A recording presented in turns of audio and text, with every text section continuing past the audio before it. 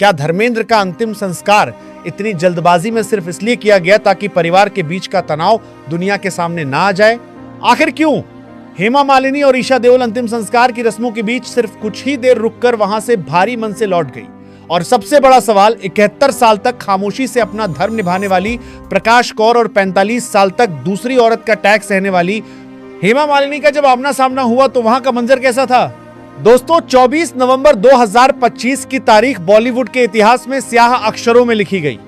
लेकिन इस दिन सिर्फ एक सुपरस्टार नहीं गया, बल्कि अपने पीछे सवालों का एक ऐसा बवंडर छोड़ गया जिसकी गूंज जुहू से लेकर पंजाब तक सुनाई दे रही है।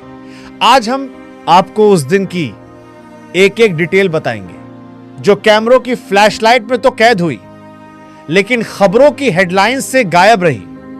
24 नवंबर की सुबह मुंबई के जुहू इलाके में प्लॉट नंबर 22 के उस आलीशान बंगले में एक अजीब सी खामोशी पसरी हुई थी। यह है, खामोशी वैसी नहीं थी जो अक्सर स्टार्स के घरों में होती है, बल्कि यह किसी आने वाले तूफान का संकेत थी। पिछले एक महीने से धर्मेंद्र जी की तबीयत को लेकर तरह तरह की खबरें आ रही थी। कभी कहा जाता कि वो ठीक है, तो कभी खबर आती कि उन्हें ब्रिज कैंडी अस्पताल में वेंटिलेटर पर रखा गया है। लेकिन उस रविवार की सुबह जब एम्बुलेंस का सायरन उस बंगले के गेट पर गूंजा तो वहां खड़े हर शख्स का दिल बैठ गया। खबर जंगल की आग की तरह फैली कि 89 साल की उम्र में पंजाब के शेर बॉलीवुड के ही मैन ने अपनी आखिरी सांस ली है। लेकिन चौंकाने वाली बात यह थी कि निधन की खबर बाहर आते ही परिवार ने जिस तरह की रहस्यमयी चुप्पी साधी, उसने गॉसिप के गलियारों में हलचल मचा दी। आमतौर पर इतने बड़े सितारे के निधन पर अंतिम दर्शन के लिए पार्थिव शरीर को कम से कम एक दिन के लिए रखा जाता है, ताकि दूर दूर से फैंस और इंडस्ट्री के लोग आ सके। लेकिन यहां सब कुछ इतनी हड़बड़ी में हुआ कि किसी को संभलने का मौका ही नहीं मिला। ऐसा लगा जैसे देओल परिवार चाहता ही नहीं था कि मीडिया का जमावड़ा ज्यादा देर तक वहां रहे। क्या उन्हें डर था कि दो परिवारों का आमना सामना किसी नई कंट्रोवर्सी को जन्म दे सकता है? जैसे ही दोपहर के 1:30 के करीब यह पक्का हुआ कि धर्मपाल जी अब नहीं रहे, वैसे ही पवन हंस शमशान घाट पर सुरक्षा बढ़ा दी गई। और यहीं से शुरू हुआ वो ड्रामा जिसने सबको सन्न कर दिया। सबकी नजरें इस बात पर टिकी थी कि क्या हेमा मालिनी वहां पहुंचेंगी, और अगर पहुंचेंगी तो क्या सनी देओल और बॉबी देओल उन्हें वो सम्मान देंगे जिसकी वो हकदार हैं? और हुआ भी वही जिसका डर था। सफेद लिबास में लिपटी आंखों पर काला चश्मा लगाए जब हेमा मालिनी अपनी बेटी ईशा देओल के साथ वहां पहुंची तो वहां का माहौल बेहद तनावपूर्ण हो गया। रिपोर्ट्स और वहां मौजूद प्रत्यक्षदर्शियों के मुताबिक भीड़ इतनी ज्यादा बेकाबू हो गई थी कि पुलिस को श्मशान घाट का गेट बंद करना पड़ा। लेकिन गसिप की दुनिया में यह बात आग की तरह फैल गई कि हेमा मालिनी को गेट पर रोका गया। हालांकि यह प्रशासन की मजबूरी थी, लेकिन उस वक्त हेमा के चेहरे पर जो बेबसी और लाचारी थी वो कैमरों ने कैद कर ली। वो पत्नी जिसने 45 साल तक दुनिया के ताने सहे, जिसने धर्मेंद्र के लिए अपना धर्म तक बदल लिया था, आज अपने पति के अंतिम सफर में भीड़ और प्रोटोकॉल के बीच संघर्ष करती नजर आई। यह दृश्य किसी भी पत्थर दिल को पिघलाने के लिए काफी था। अंदर का नजारा तो और भी ज्यादा दिल तोड़ने वाला था। भारतीय समाज और हिंदू रीति रिवाजों के मुताबिक अंतिम संस्कार के सारे हक घर के बेटों और पहली पत्नी के पास होते हैं। पवनहंस के उस ग्राउंड में सनी देओल और बॉबी देओल अपने पिता की देह के पास खड़े थे।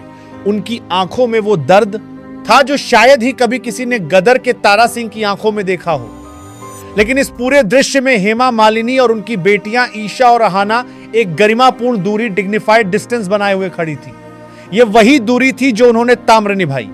सोचिए उस पल को जब पंडित जी ने रस्में शुरू की होंगी और मुखाग्नि देने के लिए सनी देओल आगे बढ़े होंगे, उस वक्त हेमा मालिनी के दिल पर क्या गुजरी होगी। वो वहां मौजूद तो थी, लेकिन मुख्य परिवार के दायरे से बाहर बॉलीवुड के कई बड़े सितारे वहां मौजूद थे। अमिताभ बच्चन से लेकर सलमान खान तक सबने उस बारीक लकीर को महसूस किया जो देओल परिवार के इन दो हिस्सों को बांटती है। हेमा मालिनी वहां मुश्किल से कुछ देर रुकी, अपनी श्रद्धांजलि दी और फिर ईशा का हाथ थामे वहां से निकल गई। उनका इतनी जल्दी चले जाना कई सवाल खड़े कर गया। क्या उन्हें वहां अनवांटेड फील कराया गया, या फिर उन्होंने खुद ही यह फैसला लिया ताकि सनी और बॉबी को अपने पिता के साथ वो आखिरी पल सुकून से बिताने का मौका मिल सके। अब बात करते हैं उस किरदार की जो इस पूरी कहानी में हमेशा पर्दे के पीछे रहा, लेकिन जिसका दर्द शायद सबसे गहरा है, प्रकाश कौर। धर्मेंद्र की पहली पत्नी वो महिला जिसने 1954 में 19 साल के धर्मेंद्र से शादी की थी, जब वो स्टार नहीं थे। जब 1980 में धर्मेंद्र ने हेमा मालिनी से शादी की तो पूरी दुनिया ने धर्मेंद्र को वुमनाइजर कहा, लेकिन प्रकाश कौर ढाल बनकर अपने पति के सामने खड़ी हो गई। अंतिम संस्कार के दिन भी प्रकाश कौर वहां मौजूद थी, लेकिन मीडिया की चकाचौंध से दूर परिवार ने उन्हें कैमरों से बचाकर रखा। यह देओल परिवार का एक सख्त नियम रहा है कि घर की औरतें, खासकर प्रकाश जी, पब्लिक स्पेक्टिकल नहीं बनेंगे। लेकिन अंदर की खबरें बताती हैं कि प्रकाश कौर पूरी तरह से टूटी हुई थी। वो महिला जिसने अपने पति को दूसरी औरत के साथ बनते हुए देखा, जिसने अपने बच्चों सनी और बॉबी के गुस्से को शांत किया, आज उसने अपना जीवन साथी हमेशा के लिए खो दिया था। वहां मौजूद लोगों ने महसूस किया कि सनी देओल अपनी मां को लेकर कितने प्रोटेक्टिव थे। ये वही पुरानी दुश्मनी और पुराना प्यार था जो एक साथ एक ही छत के नीचे सांस ले रहा था। प्रकाश कौर और हेमा मालिनी का वहां एक ही समय पर होना अपने आप में एक ऐतिहासिक और भावुक क्षण था। भले ही उनके बीच कोई बातचीत ना हुई हो, लेकिन उस खामोशी में दशकों का शोर था। हेमा और प्रकाश की इस दुश्मनी, या यूं कहें कि यह नापसंद का इतिहास बहुत पुराना है। आपको याद होगा 1980 का वो दौर जब धर्मेंद्र ने हेमा से शादी करने के लिए इस्लाम कबूल किया था, क्योंकि हिंदू मैरिज एक्ट के तहत वो बिना तलाक दिए दूसरी शादी नहीं कर सकते थे। उस वक्त खबरें उड़ी थी कि सनी देओल, जो उस वक्त नौजवान खून थे, हेमा मालिनी से लड़ने के लिए उनके घर तक पहुंच गए थे। हालांकि प्रकाश कौर ने बाद में एक इंटरव्यू में इसे गलत बताया था और कहा था कि उन्होंने अपने बच्चों को ऐसी परवरिश नहीं दी है। शादी तो हो गई थी, लेकिन सवाल यह था कि अब क्या। धर्मेंद्र पहले से शादीशुदा थे, 4 बच्चों के पिता थे। समाज, परिवार और खुद उनके अपने बच्चे सनी और बॉबी इस नए रिश्ते से बेहद नाराज थे। ऐसे में धर्मेंद्र के सामने एक तरफ अपना पुराना परिवार था जिसे वो छोड़ना नहीं चाहते थे, और दूसरी तरफ हेमा थी जिन्हें वो खोना नहीं चाहते थे। यहीं से शुरू हुआ वो दौर जो किसी भी आम इंसान को मानसिक रूप से तोड़कर रख देता। धर्मेंद्र ने एक ऐसा रास्ता चुना जो सुनने में अजीब लगता है, लेकिन शायद वही एकमात्र विकल्प था। उन्होंने 2 नावों पर सवारी करने का फैसला किया। यह फैसला था 2 अलग अलग घर, लेकिन एक ही पति, हेमा मालिनी, जो चाहती तो धर्मेंद्र को मजबूर कर सकती थी कि वो अपनी पहली पत्नी को छोड़ दें, या फिर अपने स्टारडम का आरोप दिखाकर हक मांग सकती थी। उन्होंने एक अलग ही रास्ता चुना। उन्होंने खामोशी और त्याग का रास्ता अपनाया। सोचिए कैसा लगता होगा उस नई नवेली दुल्हन को जिसका पति दिन भर उसके साथ रहे, शाम को उसके साथ वक्त बिताए, लेकिन जैसे ही रात गहराने लगे वो अपनी गाड़ी मोड़कर दूसरे घर चला जाए। यह कोई एक दिन की बात नहीं थी, यह सालों साल चला।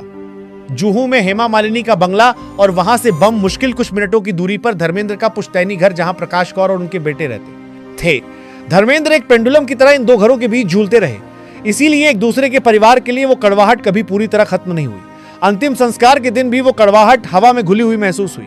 सनी और बॉबी ने हेमा मालिनी के पैर छुए या नहीं, उनसे बात किया नहीं, ये तो साफ नहीं दिखा, लेकिन बॉडी लैंग्वेज बता रही थी कि रिश्ते आज भी बर्फ की तरह ठंडे हैं। ईशा देओल, जो पिछले कुछ समय से सनी पाजी के करीब आने की कोशिश कर रही थी और जिन्होंने गदर की स्क्रीनिंग भी होस्ट की थी, वो भी उस दिन बिल्कुल अलग थलग नजर आई।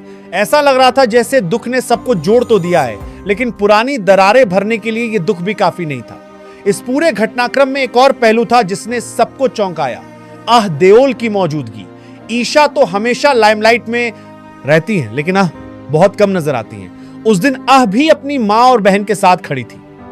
3 महिलाएं, हेमा, ईशा और आह एक तरफ और पूरा देओल साम्राज्य, प्रकाश कौर, सनी, बॉबी, अभय और उनके बच्चे दूसरी तरफ। यह बंटवारा सिर्फ श्मशान घाट का नहीं था, यह जायदाद, विरासत और रिश्तों का वो बंटवारा था जो धर्मेंद्र के जाने के बाद और गहरा सकता है।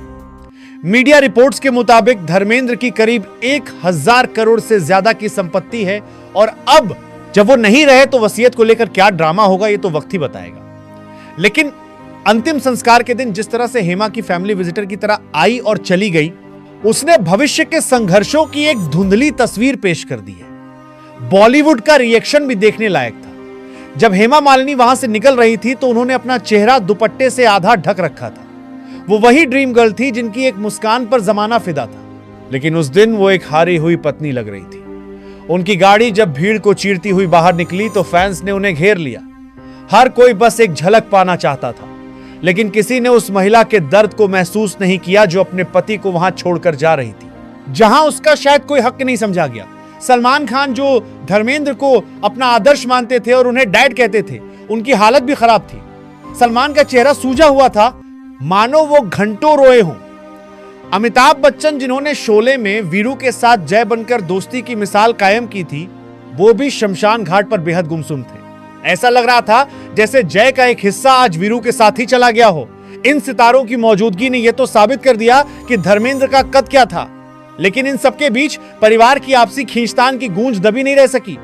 एक और बड़ा विवाद जो इस अंतिम संस्कार के साथ जुड़ा, वो था राजकीय सम्मान स्टेट फ्यूनरल का ना मिलना।